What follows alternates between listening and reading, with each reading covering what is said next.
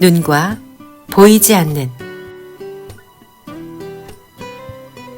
데이브 에거스 글, 송선별 옮김. 이 이야기는 작가가 창작한 것입니다.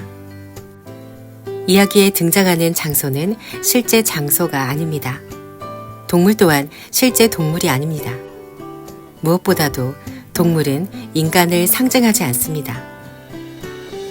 인간은 모든 생명체, 그 중에서도 특히 동물을 단순히 인간의 소유물로 여기고 세상 모든 것을 자기 중심적으로 보는 경향이 있습니다.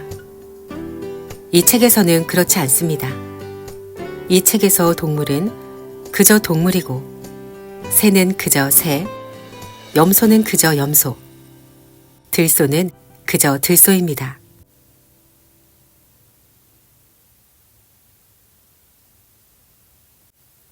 (1장) 나는 돌리고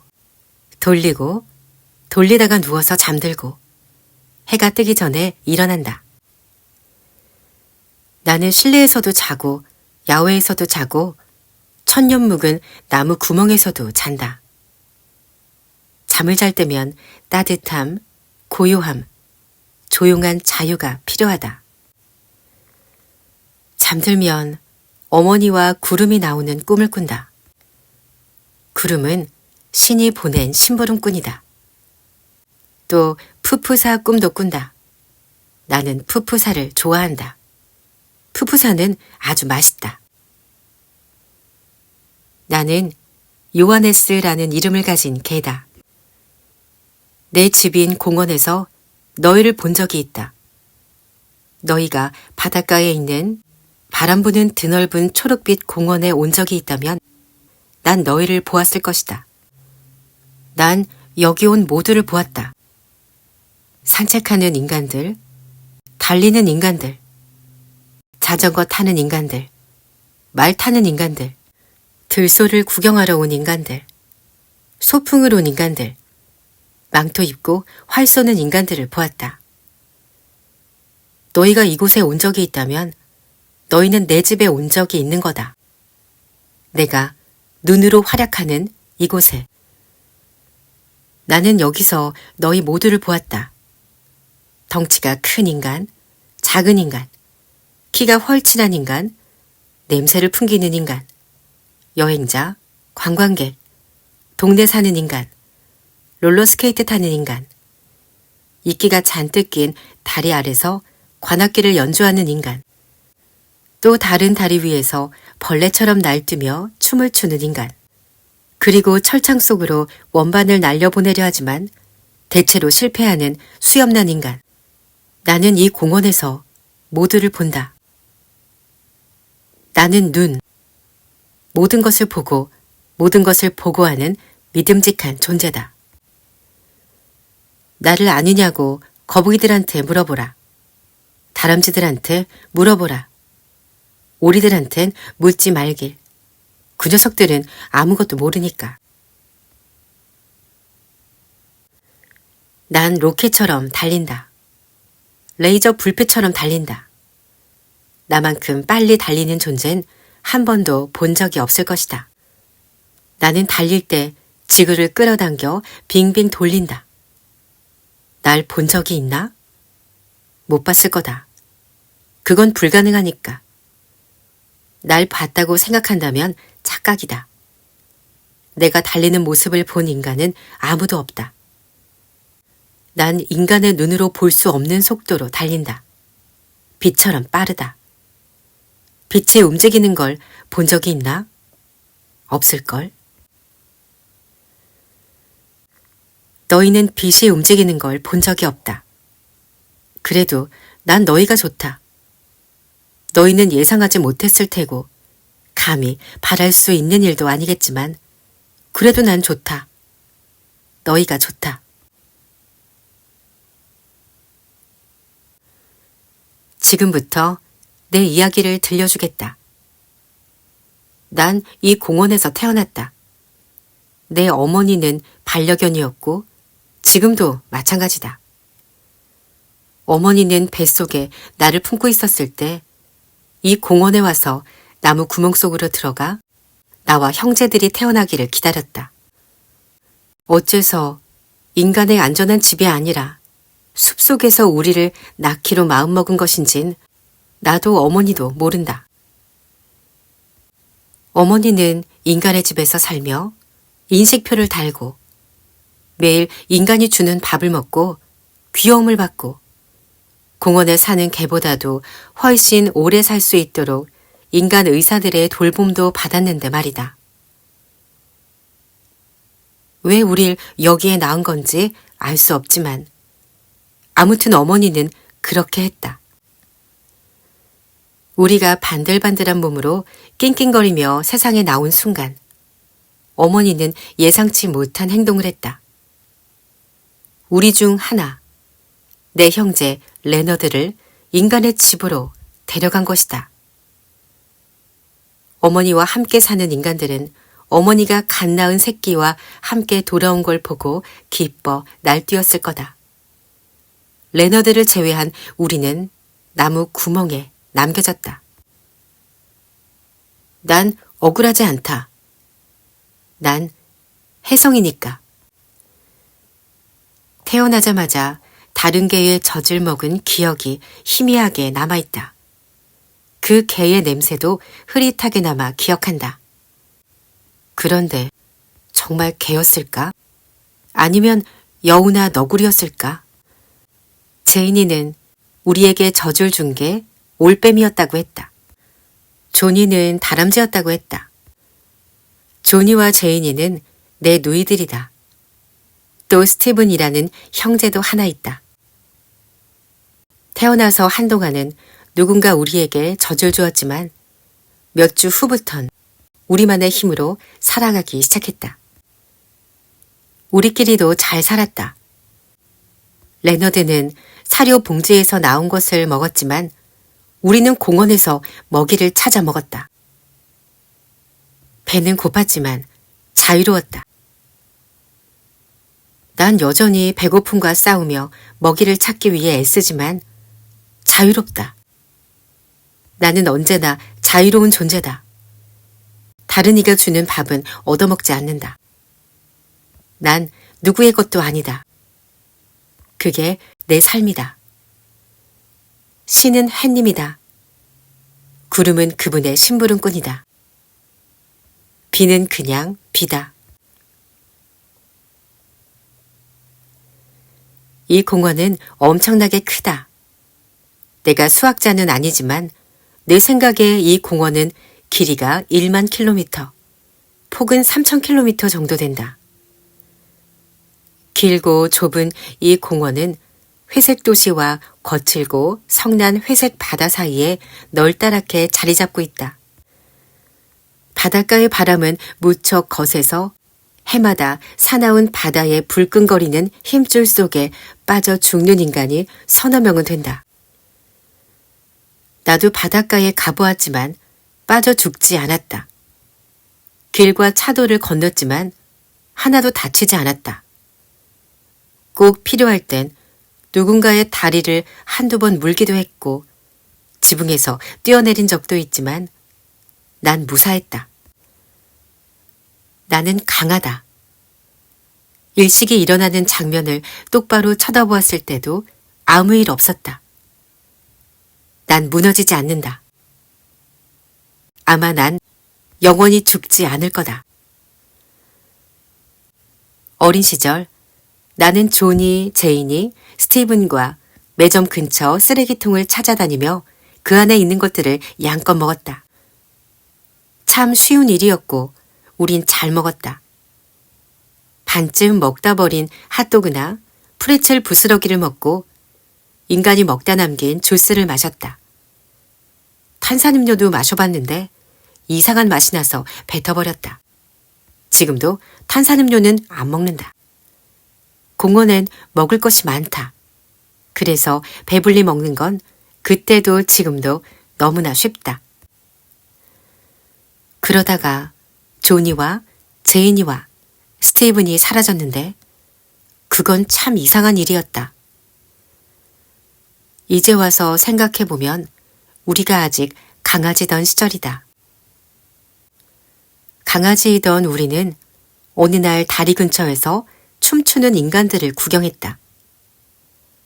우리 넷이 가만히 앉아 악단 연주며 춤을 구경하고 있는데 갑자기 인간이 손으로 조니와 스티븐을 쑥 들어 올리더니 강아지가 있다는 둥, 너무 작다는 둥, 너무 보들보들하다는 둥 떠들었다.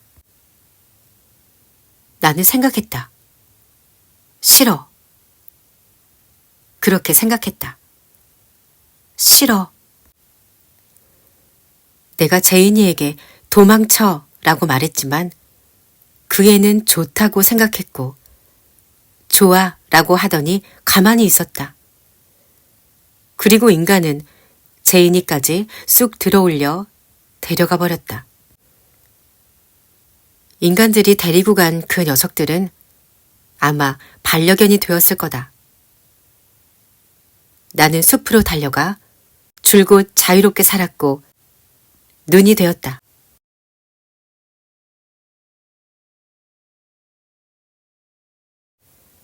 이장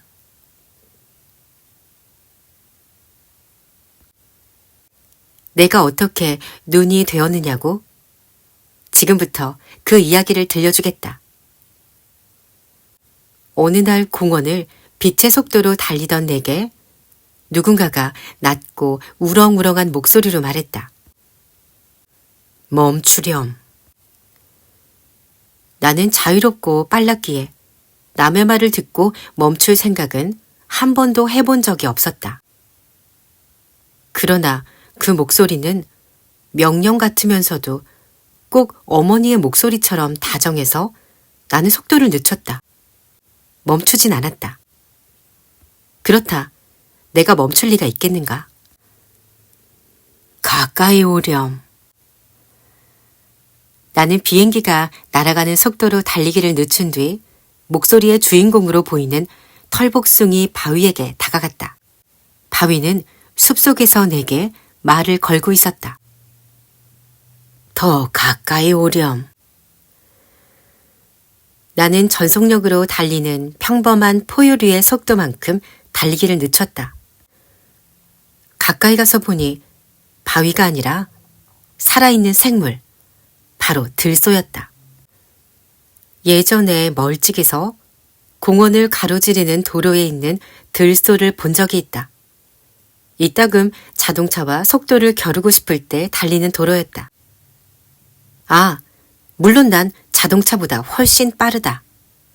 얼마나 더 빠른지 따지는 건 잔인한 농담일 거다. 자동차가 그 차에 탄 인간들과 그 차를 만든 인간들이 부끄러워질 테니 말이다. 난 그들을 한심한 존재로 만들어버리지만 미안하진 않다. 다가오렴. 이야기를 나누자꾸나. 가까이서 보니 무척 나이가 많은 들소였다. 이름은 프레야라고 했다. 내가 시간을 연구하는 과학자는 아니지만 짐작하기론 6,000살 정도 된 것 같았다. 지금은 그보다 더 나이가 많아졌지만 말이다. 공원 안에는 울타리로 에워싼 커다란 공원이 또 있는데 그곳에 들소가 셋 있었다. 그중 하나인 프레야는 메러디스와 세뮤얼보다 나이가 더 많았다. 새 들소는 오래전부터 이곳에 살았다. 동작이 느리고 자주 피곤해하는 것 같았지만 수백만 년 전부터 이 공원을 지배해온 것이 바로 그들이었다. 네가 달리는 모습을 보았단다. 묵직한 눈꺼풀로 덮인 큼직한 눈을 가진 프리아가 말했다. 정말 빠르더구나. 프레아의 말에 나는 진지하게 그리고 자랑스럽게 고개를 끄덕였다. 이 공원의 지배자인 우리는 공원 안에서 무슨 일이 일어나는지 모두 알아야 한단다. 그런데 토끼들은 이제 대부분 사라졌고 올빼미들은 영 못 믿어워서 말이야. 녀석들은 없는 일을 지어내고 자기 의견을 내세우거든. 메로디스는 그렇게 말했지만 모진 말투는 아니었다. 메로디스는 새 들소 중 가장 따뜻하고 믿을만하고 가장 먼저 나를 응원해주는 존재다. 게다가 당연한 소리지만 우리들은 얼간이니까. 세뮤얼이 말했다. 세뮤얼은 들소들 중 가장 냉소적이고 가장 지쳐있고 가장 웃긴 존재다.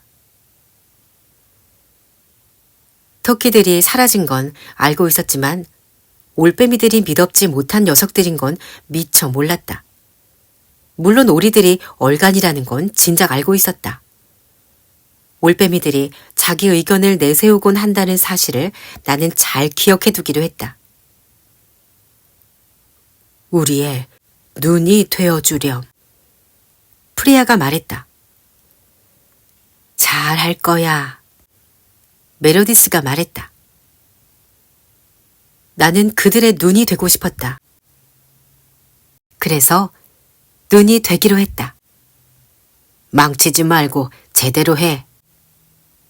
세뮤얼이 말했다. 그렇게 나는 눈으로 살아가기 시작했다.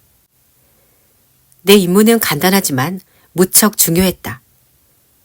매일 공원을 달리는 건 평소와 똑같았지만 이제 날마다 해가 지면 들소들을 찾아가 내가 본 것들을 보고해야 했다. 들소들은 공원에서 일어난 새로운 일을 궁금해했다. 무슨 문제는 없었는지, 균형을 깨트릴 만한 무언가가 등장하진 않았는지 말이다. 자연의 공간이 모두 그렇듯 이 공원에도 균형이 존재하며 들소들은 이를 지켜보고 지키는 존재다. 들소들은 균형의 수호자다. 균형이 깨지면 문제가 생긴다. 예를 들어 공원의 인간들이 공원을 가로지르는 새 오솔길을 만들면 동물들이 자유롭게 지내던 곳에 찾아오는 인간들이 늘어나면서 균형이 깨지고 만다. 새로운 건물이 생겨도 마찬가지다. 새로운 길, 새로운 규칙, 그 모든 것이 균형에 영향을 준다. 우리의 체계는 썩 괜찮다. 내가 무엇인가를 보고 들소들에게 말하면 그들이 해결 방법을 궁리한다. 너구리들이 사는 숲에 새 도로가 생겼을 때 내가 들소들에게 이 사실을 알리자 그들은 너구리들이 언제 어디로 옮겨갈지 정해주었다.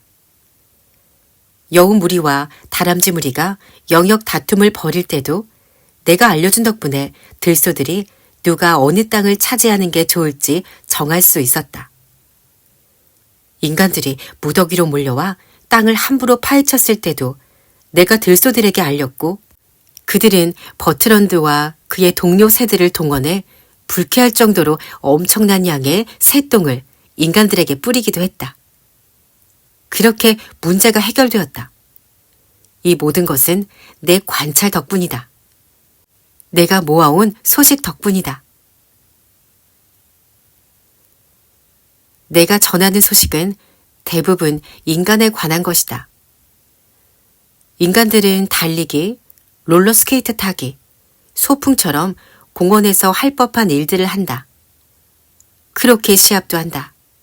나무도 탄다. 자전거를 타고 오솔길을 걷기도 한다. 이런 인간들은 문제가 안 된다. 하지만 문제가 되는 인간도 있다. 콘서트 연주자와 야영객들은 둘 다 문제다.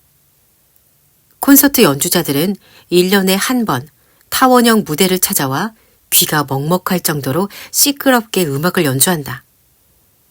여기저기서 온 연주자들 대부분은 우리 공원에 처음 온 것이기 때문에 이곳이 어떤 곳인지 잘 모른다. 그들은 이곳이 누군가의 삶의 터전이자 고유한 균형이 존재하는 공간이라는 걸 모른다. 나처럼 이곳에서 한평생 살아가는 존재들이 수천이나 된다는 사실을 까맣게 모른 채 그저 서서 고개를 끄덕거리고 빙빙 돌리면 되는 무대라고만 여긴다. 1년에 한 번 콘서트 연주자들은 소음을 내고 쓰레기를 버리고 토하고 오줌을 누는 몰지각한 짓을 해서 이 공원을 망쳐놓는다. 그러나 그들은 떠난다. 그들이 떠나고 나면 우리는 공원을 회복시킬 수 있다. 야영객의 경우는 더 까다롭다.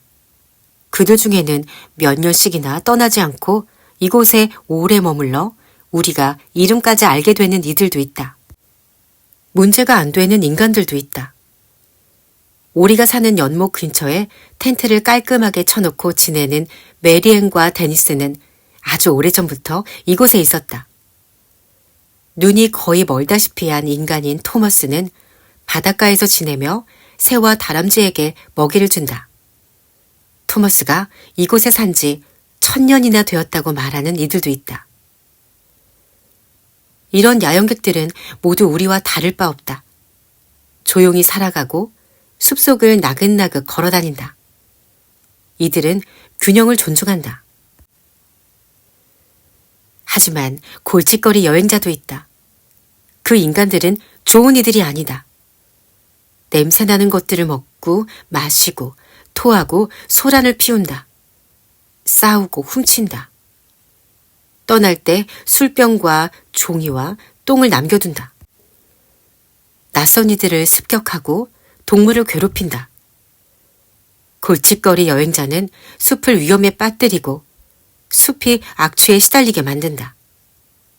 그들은 대개 크고 시끄러운 차를 타고 공원을 달린다. 어딘가로 가는 길에 잠시 들른 것이기 때문에 이곳이 우리의 집이라는 사실 따윈 신경 쓰지 않는다. 그러나 대부분의 인간은 이곳에 그저 잠시 머무를 뿐 별 문제를 일으키지 않는다. 나는 이 공원이 내 삶의 터전이면서 그들의 삶의 터전이라는 걸 안다. 들소들도, 거북이들도, 다람쥐들도 그 사실을 안다. 오리들은 이해 못하는 사실이지만 그건 또 완전히 다른 문제다. 대부분의 인간은 회색 아스팔트 위 힘얼건 콘크리트 집에 살면서 한두 시간씩 공원을 찾고 나는 그들을 관찰한다. 달리는 인간, 말 타는 인간, 활 쏘는 인간을 관찰한다. 축구하는 인간들과 그걸 구경하는 인간들을 관찰한다. 가족들을 그리고 벼랑간 고삐 풀린 아이들을 관찰한다. 개 산책시키는 인간을 관찰하고 반려견을 비웃는다. 하하, 후. 나는 웃는다. 하하, 후. 하하, 후. 반려견이라니. 목줄에 묶인 반려견들은 내가 자기들을 비웃는 게 아니라 자기들과 함께 웃는 것인 양 굴고 그래서 나는 더 크게 웃는다. 하하, 후. 하하, 후. 신난다. 신난다. 신난다. 내가 웃는 건 녀석들이 반려견 주제에 나처럼 자유로운 척 하기 때문이다. 녀석들은 마치 목줄이 별것 아닌 양, 조금만 있으면 나처럼 자유로워질 수 있는 양, 원한다면 언제든 풀려날 수 있는 양 굴지만 나는 그 우스운 농담을 아주 신나게 비웃어버린다. 하하, 후. 너무 크게 웃어서 기쁨의 눈물이 쏟아지고 쏟아지고 또 쏟아질 지경이다. 자유를 잃는 데는 대가가 따른다.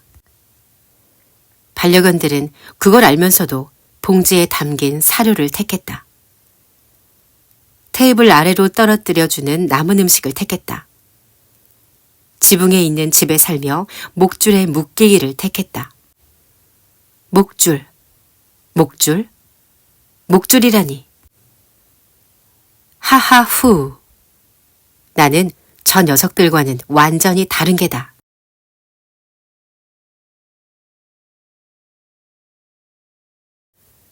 (3장)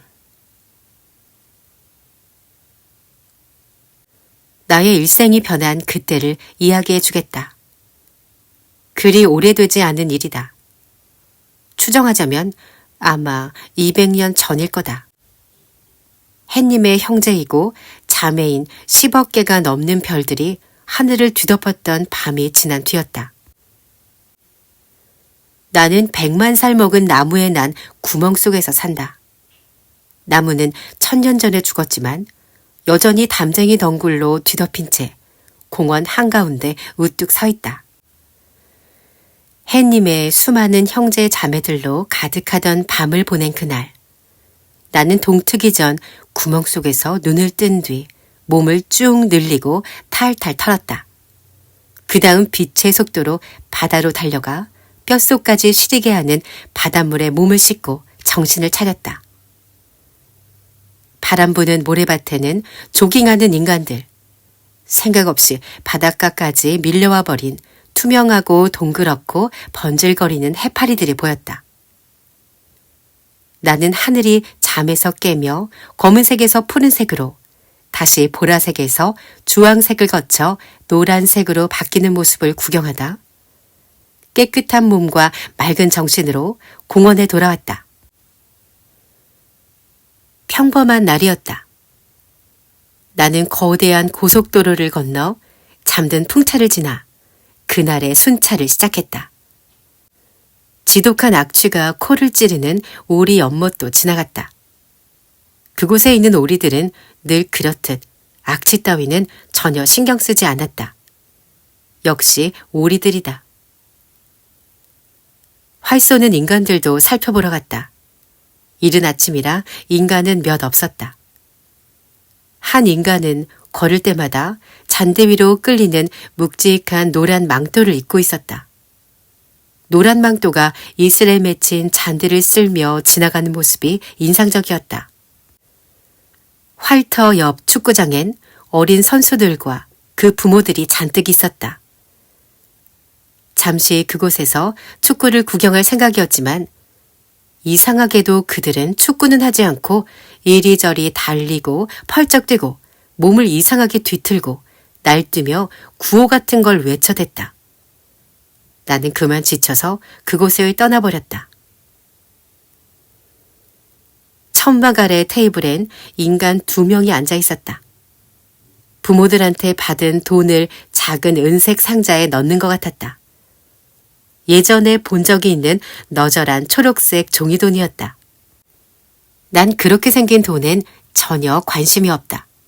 난 동전이 좋다. 동전. 은동전도 좋고 구리 동전도 좋다. 햇님의 빛을 받아 반짝이는 동전을 볼 때면 갖고 싶어진다. 한없이 바라보게 된다.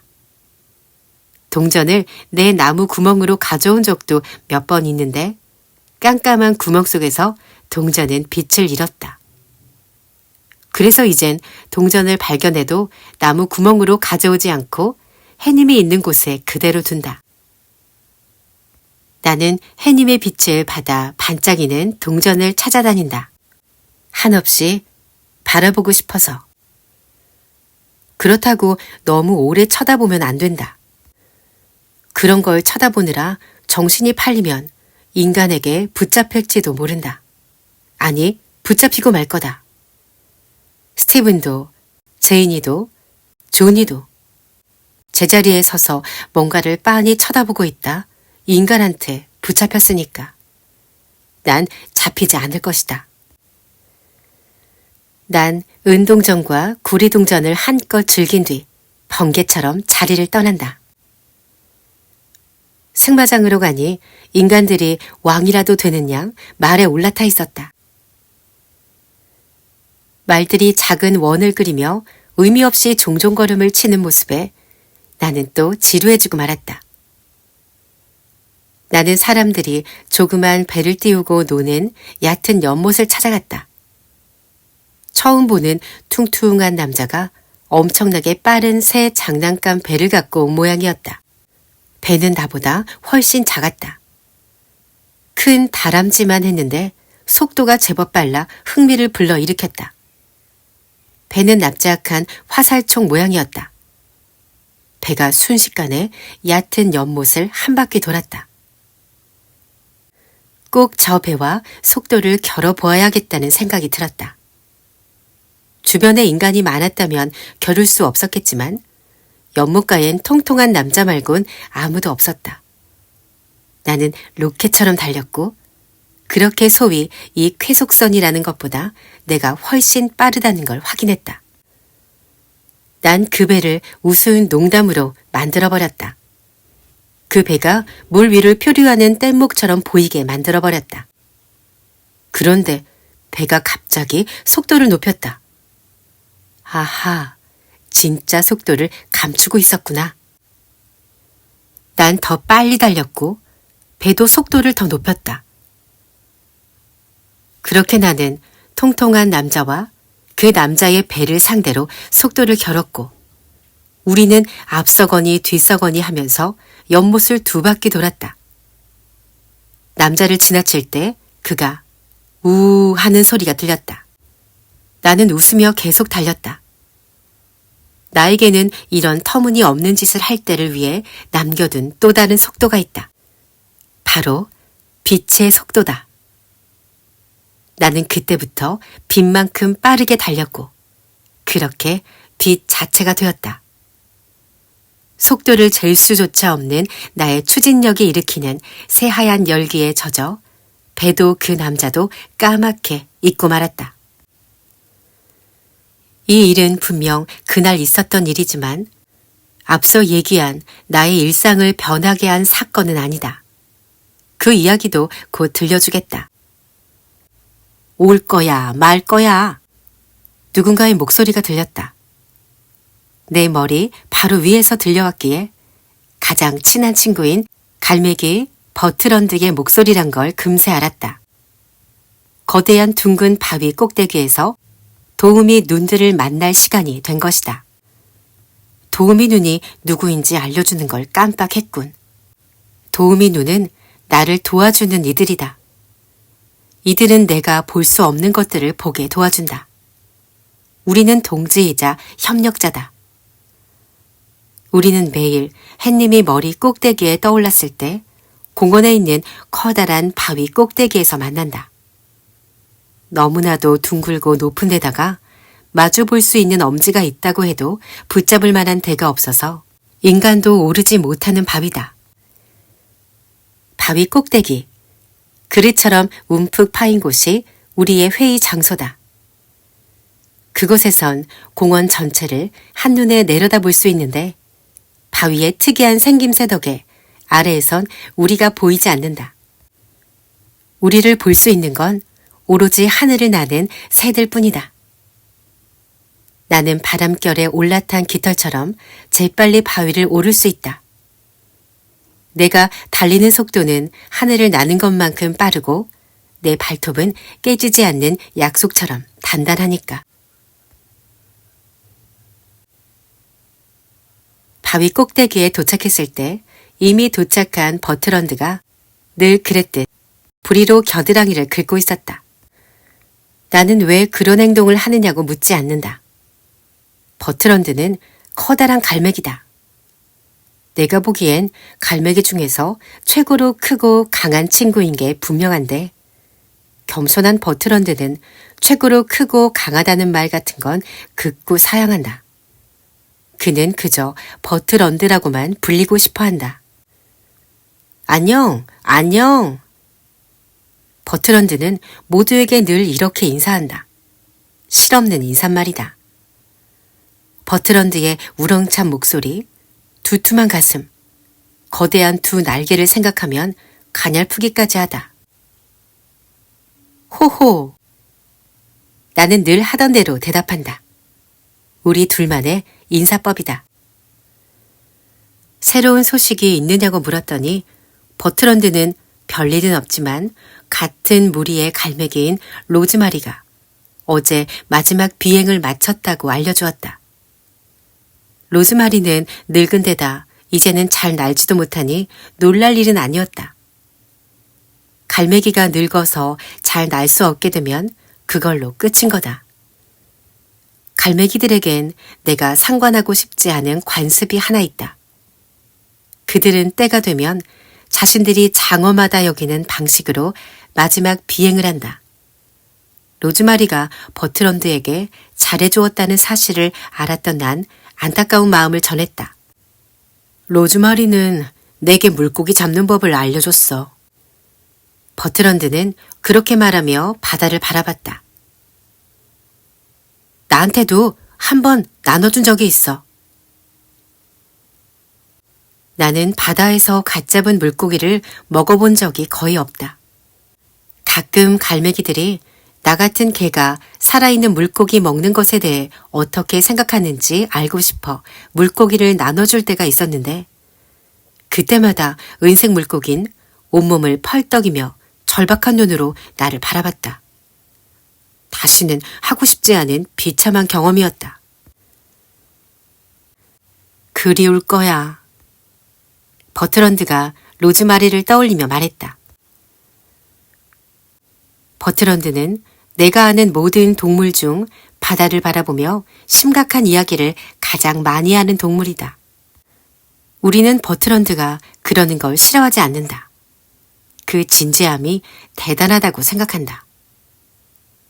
조언을 구하려 버트런드를 찾는 이도 많다.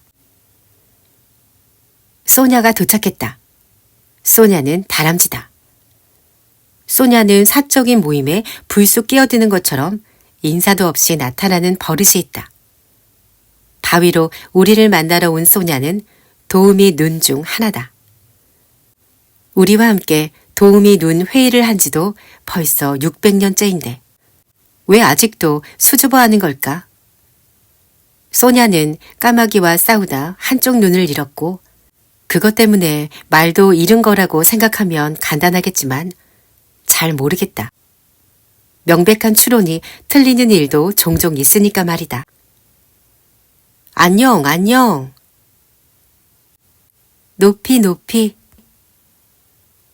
버트런드가 안녕, 안녕 하고 인사할 때마다 소냐는 이렇게 대답하는데 이것도 둘만의 인사법이다. 도우미 눈 중에서 둘이 아직 도착하지 않은 걸 확인한 소냐는 조그만 얼굴을 햇님을 향해 들었다. 아주 가끔 햇님이 쨍쨍한 날일 때만 하는 행동이다. 주로 소나무와 유칼립투스 나무 그늘에서 지내는 소냐는 이 바위에 올라올 때마다 햇님을 바라보며 신의 말에 귀를 기울인다.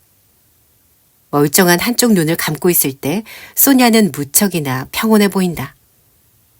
그러나 털과 조직으로 이루어진 별 같은 한쪽 눈을 꼭 감고 다른 한쪽 눈만 뜨고 있을 때면 소냐는 고민이 많고 신경이 곤두서고 자신감이 없는 것처럼 보인다. 욜란다가 평소처럼 날개와 두 발을 요란하게 퍼덕거리며 바위 위로 날아와 앉았다. 욜란다는 펠리컨, 그것도 몸놀림이 어설픈 펠리컨이다. 펠리컨들은 죄다 몸놀림이 어설프고 변변찮은 데다 생김새도 유별나고 나는 모습도 볼품 없다는 걸 안다면 그들 중에서도 특히 어설픈 욜란다가 어떤 펠리컨인지 짐작할 수 있을 거다. 안녕, 안녕. 낮게, 낮게. 버트런드가 안녕, 안녕 하고 인사할 때마다 욜란다는 이렇게 답하는데 이것도 둘만의 인사법이다. 욜란다는 여느 펠리컨과 마찬가지로 수면에 닿을락 말락할 정도로 물 위를 낮게 나는 걸 좋아한다. 그러니 이 인사법은 하늘을 난다는 공통점이 있는 욜란다와 버트런드 사이에 농담 같은 것이다. 욜란다는 우리 중 유일하게 인간의 글자를 읽을 줄 아는 동물이다. 하지만 이런 재능을 뽐내고 다니진 않는다.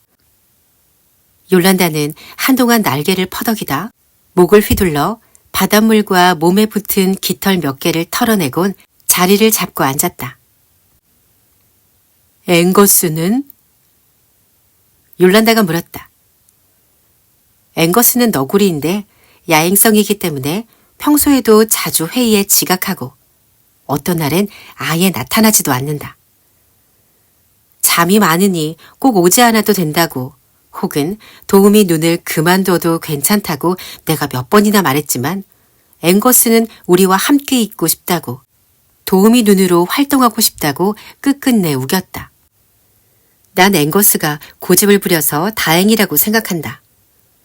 앵거스는 밤에 우리가 볼 수 없는 많은 걸 보니까.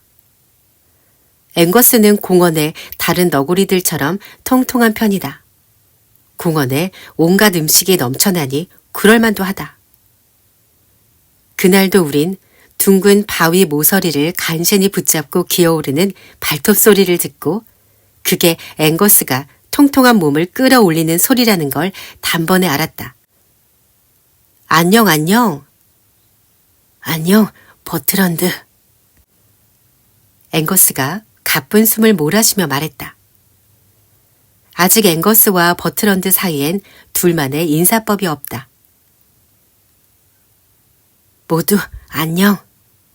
그러면서 앵거스는 털썩 주저앉았다. 난 숨 좀 고를게. 먼저 시작해. 그래서 우리는 먼저 회의를 시작했다. 우선 내가 모두에게 새 소식이 있느냐고 물었다. 욜란다는 공원 인간들이 자전거 도로 근처 숲에서 뭔가를 측정하고 표시하는 모습을 보았다고 했다.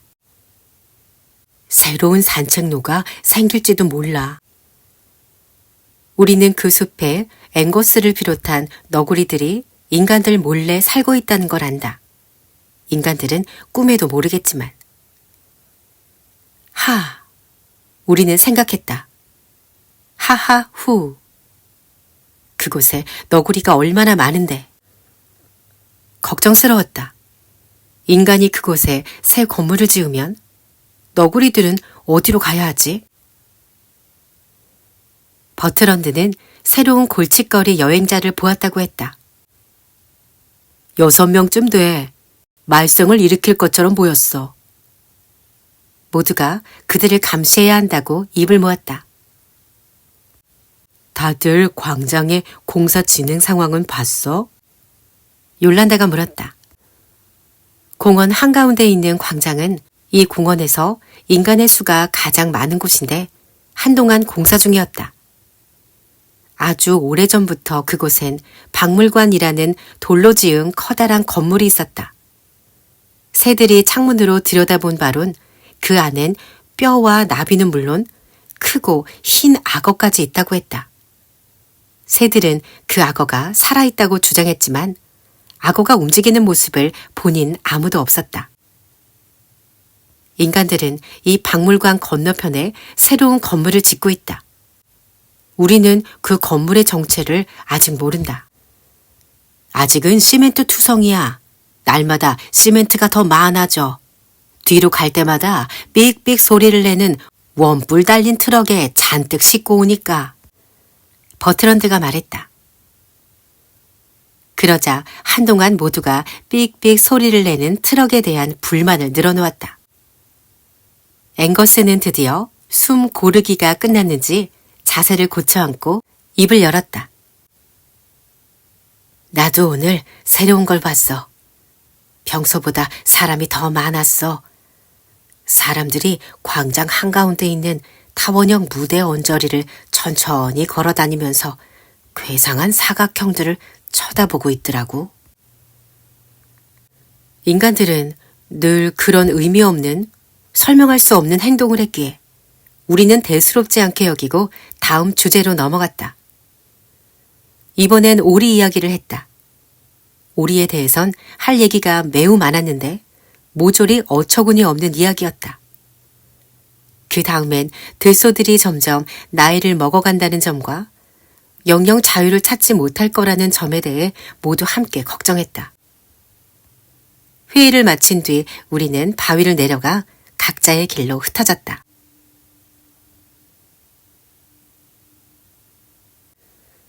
그날이 일요일이란 사실을 깨달은 건 낮도 아니고 밤도 아닌 시간이었다. 일요일은 인간들이 자전거나 롤러스케이트를 타고 다닐 수 있도록 공원안 도로 일부를 통제해서 자동차가 들어오지 못한다. 우리 입장에선 좋은 점도 있고 나쁜 점도 있다. 자동차가 없는 건 좋지만 공원 안에 인간들이 2배, 3배로 늘고 새로 등장한 인간은 누구나 골칫거리가 될 가능성이 있는 데다 실제 문제가 일어나는 경우도 많다. 일요일이면 내게 주인이 있는지 확인하려는 인간들을 경계해야 한다. 그들은 나를 쓰다듬으려 하고 내게 인식표가 달렸는지 확인하려 들고 내게 자기들 도움이 필요하다고 여긴다. 그날은 따뜻하고 화창하며 인간들이 넘쳐나는 일요일이었다. 인간들은 널따란 잔디밭에 담요를 펼쳐놓고 그 위에서 음식을 먹었다. 카메라를 꺼내 나무 앞에서, 꽃 앞에서, 다른 인간 옆에서 자기들 사진을 찍었다. 이런 일이야 흥미로울 것이 없다. 그래도 일요일엔 흥미진진한 일이 일어나기도 한다. 우윳빛 유리로 만든 꽃의 대성당 옆에서 인간들이 황금빛 뿔 나팔로 음악을 연주하고 그 옆에서 다른 인간들이 춤을 춘다. 그 인간들은 상자를 가져오는데 성당 옆길에 있던 인간들이 상자에서 나오는 음악에 맞춰 둘씩 짝을 지어 춤을 추는 모습은 꽤 볼만하다. 대부분은 우스꽝스럽지만 우아하게 춤추는 인간들도 있다. 행복해 보이는 그들을 나는 거리를 두고 멀찍이서 구경한다. 모두가 참 사랑스럽다. 걔는 춤을 추지 않는다. 딱히 불만은 없다. 일요일이면 인간들이 춤추는 곳으로부터 멀지 않은 곳에 더 멋진 볼거리가 등장한다. 바로 롤러스케이트를 타는 인간들이다. 인간들 중에서도 내가 가장 좋아하는 인간들이 바로 그들이다. 그들은 정말 아름답다. 일요일이면 그들은 옆길에 타원형 무대를 설치한다. 무대 가운데에 둔 검은 상자에서 쾅쾅거리는 음악이 나온다. 쾅쾅거리는 음악 위로 뿔 나팔 소리가 울려 퍼진다. 스케이트 타는 인간들은 타원형 무대 위를 빙빙 돌면서 음악에 맞춰 춤을 추기도 하는데 쉬운 춤이지만 스케이트라니. 스케이트를 탄 채라서 흐느적거리는 팔다리가 낯설고 숭고해 보인다. 나는 숲속에서 그 광경을 구경한다. 롤러스케이트를 타며 추는 춤을 보면 온몸에 기쁨이 넘쳐 흐른다. 이들 중 내가 망토라고 부르는 인간이 하나 있다. 늘 망토를 두르는 그는 바지는 입지만 윗옷은 입지 않는다. 인간 중에선 분명 나이가 많아 보이지만 그럼에도 그는 무대를 호령한다. 아마 그래서 망토를 두른 모양이다. 망토는 무대를 빙빙 돌고 뱀처럼 움직이기도 하고 물처럼 움직이기도 한다. 몸을 아주 낮게 낮추기도 하고 얼굴과 양팔을 하늘로 번쩍 치켜들기도 한다. 그러다 무대 가운데 서서 숨을 헉헉 몰아쉬며 다른 인간들이 빙빙 도는 모습을 지켜보기도 한다. 평소 같으면 일요일 하루 동안 일어나는 일은 이 정도가 전부여서 이 새롭지도 않은 소식을 들소들에게 전하면 끝이었을 것이다. 그런데 망토를 지켜보던 내 탁월한 시력이 광장 안에 새로 생긴 무언가를 포착했다. 앵거스가 말했던 바로 그것인 것 같았는데 그것은 앵거스가 전해준 이야기보다 훨씬 흥미진진할 뿐 아니라 나를 끌어당기는 매력까지 뿜어내고 있었다. 나는 그쪽으로 비처럼 달려갔다.